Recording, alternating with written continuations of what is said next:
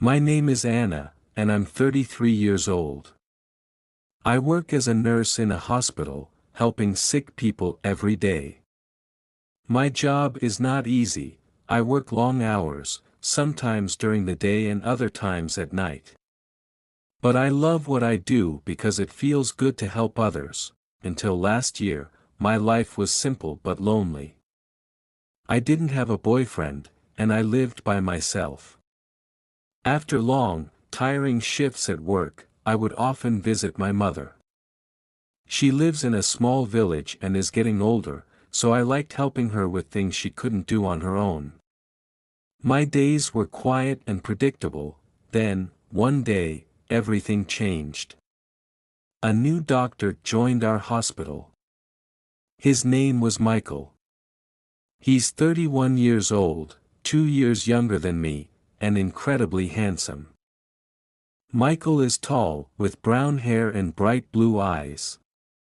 He has the kind of smile that makes everyone around him feel warm and happy. All the nurses liked him right away because he was friendly, polite, and kind to everyone. At first, I didn't think Michael would ever notice me. I'm just an ordinary woman, not very slim, and I don't wear stylish clothes or have long, beautiful hair. I thought someone like him could never be interested in someone like me, but to my surprise, Michael started talking to me. He always greeted me with a kind smile and asked how I was doing. He treated me like I mattered, and I couldn't believe it. One day, Michael asked if I needed a ride home. I was a little nervous, but I said yes. He drove me in his nice car, and we talked the whole way. We talked about our work, our families, and even small things about our lives. It felt so natural, and I found myself smiling more than I had in a long time. After that day, Michael began driving me home often. Every ride was filled with laughter and conversations, and I started looking forward to the end of my shifts just to spend that time with him. It felt like my quiet, lonely life was beginning to change into something more beautiful. Sometimes, Michael would bring me coffee or tea at work. We'd sit together in the cafeteria during lunch and talk about everything, our days, funny stories, and little moments in life. I started to look forward to those moments. Slowly, I realized I liked him more and more. Just seeing him each day made me happy. One weekend, Michael asked if I wanted to go to the movies. We both had a day off, so I said yes.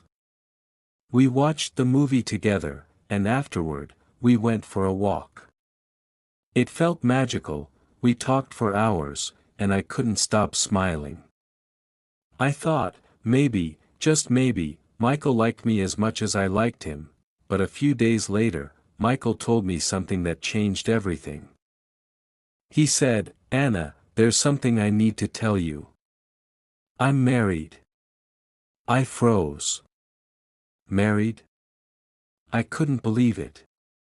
He never mentioned a wife, and he didn't wear a wedding ring. I felt like the ground beneath me had shifted. Michael explained that he had been married for 5 years. His wife's name was Laura, and they didn't have any children. He told me he wasn't happy in his marriage. They had grown apart, they didn't share common interests or spend much time together. Then he said something that broke my heart in two. "Anna, I like spending time with you. You make me happy. I feel comfortable around you. You're easy to talk to, and I enjoy being with you." I didn't know what to say. My feelings for Michael were real, but now everything felt so complicated. Why did he like me if he already had a wife? Wasn't she probably beautiful, someone better than me? I didn't understand why he would choose to spend time with me. I thought about it constantly, turning it over in my mind every day. I was so confused. Should I stop seeing him? Should I keep spending time with him? I didn't want to hurt anyone, not his wife, not him, and not myself. But at the same time, I couldn't deny that being with Michael made me happy. I felt torn between what was right and what my heart wanted. A few days later, something unexpected happened. I went to the big supermarket in the city to buy some groceries. As I walked through the aisles, I suddenly heard a familiar voice. It was Michael. I stopped in my tracks and saw him before he noticed me. He was with a woman, and I immediately guessed it was his wife, Laura. She was stunning, tall, elegant, and graceful, like someone who belonged on a magazine cover.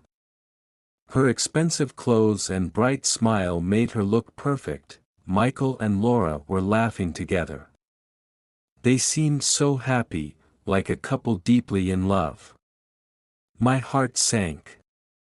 I felt an ache inside me that I couldn't ignore.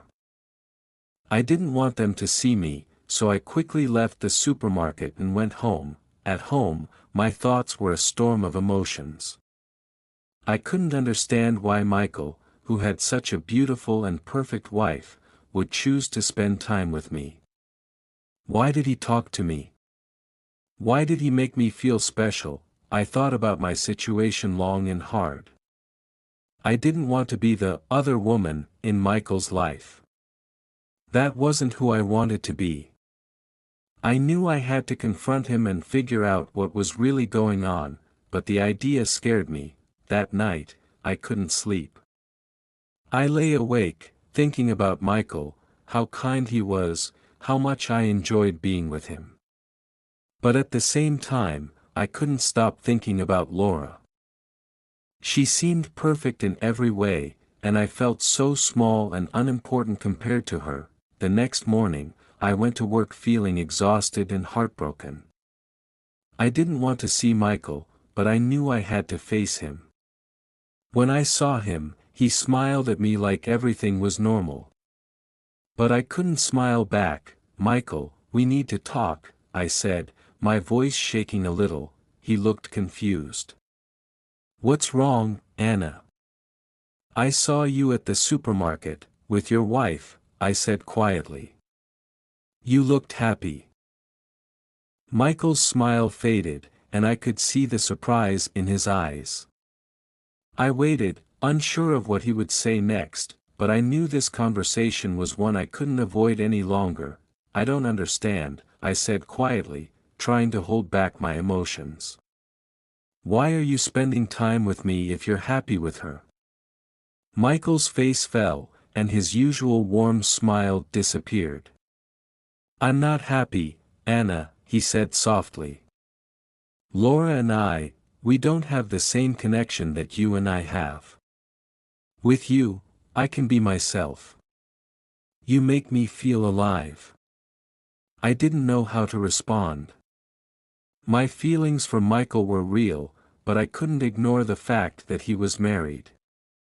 I didn't want to be the reason someone's marriage fell apart. So, I made a decision. "Michael, I need some space," I told him. "I need time to think." Over the next few days, I spent a lot of time reflecting on everything. I talked to my best friend, Sarah, and told her everything about Michael. Sarah has always been honest with me, and I needed her advice. "Anna," she said firmly, "you deserve someone who can be with you fully. Don't settle for less. You have to think about your own happiness." Her words stayed with me, and I realized she was right. I couldn't keep putting myself in a situation where I felt uncertain and conflicted. A week later, Michael called me. He said he wanted to meet and talk. I was nervous, but I knew it was time to be completely honest with him. We met at a quiet park. The air was cool, and the sound of birds filled the silence between us. "Michael," I began, taking a deep breath, "I care about you, but I can't be in this situation. You need to decide what you really want. If you're not happy with Laura, you need to talk to her and figure things out." But I can't be the other woman. Michael looked heartbroken, but he nodded slowly. I care about you, Anna, he said. I'll think about everything. I just want you to be happy. We said goodbye, and I walked home feeling a mix of sadness and strength. It wasn't easy to make that decision, but deep down, I knew it was the right one. Life is full of difficult choices, but sometimes we have to choose what's best for ourselves, even if it hurts. If you liked the video, don't forget to like, subscribe and share. See you in the next video.